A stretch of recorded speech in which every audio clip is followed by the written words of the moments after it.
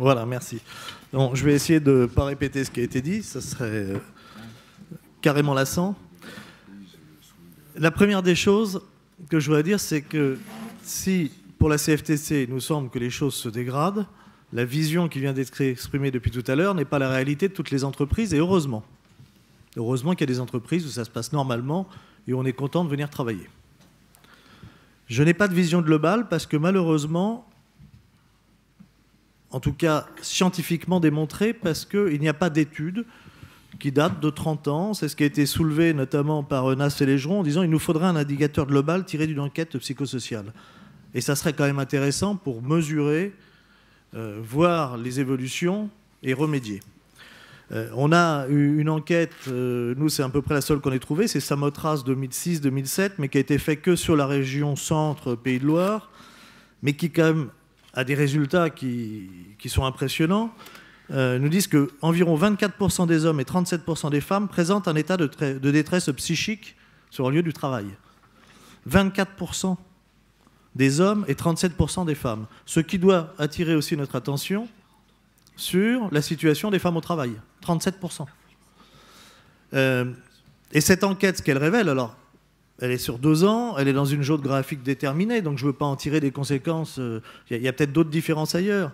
Mais elle nous dit que les secteurs d'activité les plus concernés par la détresse psychique sont ceux des activités financières, de l'administration publique et de l'action sanitaire et sociale. Et je crois qu'on a besoin d'un outil comme celui-là national pour mieux appréhender les choses.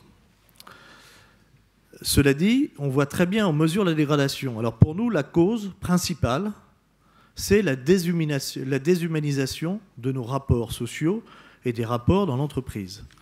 C'est le fait que la personne humaine est niée et que le salarié devient objet. C'est un objet de consommation qui doit consommer et qui aussi lui-même consommer. Et c'est la grande victoire du matérialisme sur l'être humain. Vous n'êtes qu'une chose, et avec une chose, on fait ce qu'on veut. Et si on n'en revient pas à ces fondamentaux, il nous semble qu'on passe à côté de quelque chose d'essentiel. Après, évidemment, et ça a été dit, on peut tirer des choses, le retour sur investissement, bien entendu, qui se développe, la profitabilité au maximum, la mondialisation, qui en elle-même n'est ni bonne ni mauvaise, mais qui aujourd'hui est mauvaise. Mais nous acceptons tous d'être en concurrence directe avec des pays où on fait travailler des prisonniers politiques, des enfants, des quasi-esclaves. Est-ce qu'il n'y a pas quelque chose à faire ? Parce que comment peut-on, nous, lutter alors que les armes sont inégales ?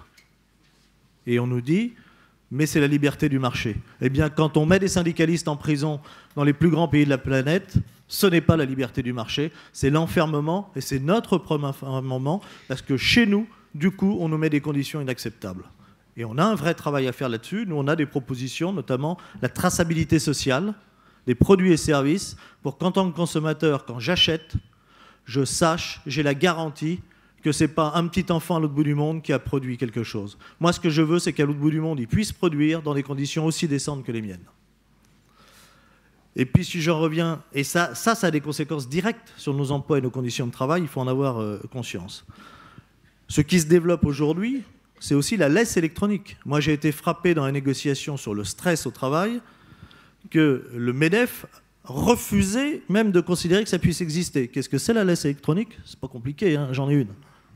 Elle est là. Téléphone portable, ordinateur portable.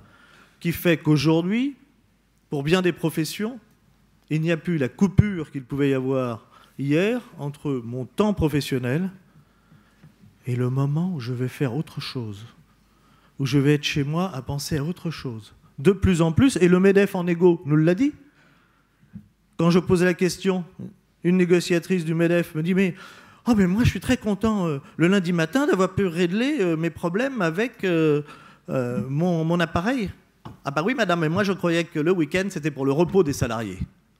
Et si dans quelques cas exceptionnels, on peut comprendre qu'il y a cette nécessité d'avoir un lien, etc., ça doit rester exceptionnel, on est en train de nous enfermer dans un système où nous n'avons plus cette coupure nécessaire pour l'équilibre des temps de vie.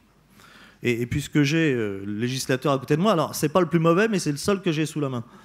Le législateur ne nous aide pas. Regardez la loi sur le dimanche, la nouvelle loi. Qu'est-ce qu'elle provoque? Elle diminue encore dans notre société ce temps nécessaire où nous ne soyons pas enfermés dans la production et la consommation. Elle détruit nos temps de vie. Je le théorisais avant la loi, je le mets en pratique maintenant. Quand une salariée doit choisir entre madame, vous venez travailler le dimanche ou vous êtes licencié, et qu'elle ne voit son gamin que les week-ends parce qu'il est à 700 km de là en sport-études, vous imaginez le stress de cette femme? Mon revenu contre l'amour que j'ai pour mon enfant. Dans la même entreprise, un père séparé ne voit les enfants que le week-end. Même schéma, tous les deux aujourd'hui sont licenciés. Et ça, il y a une responsabilité du législateur.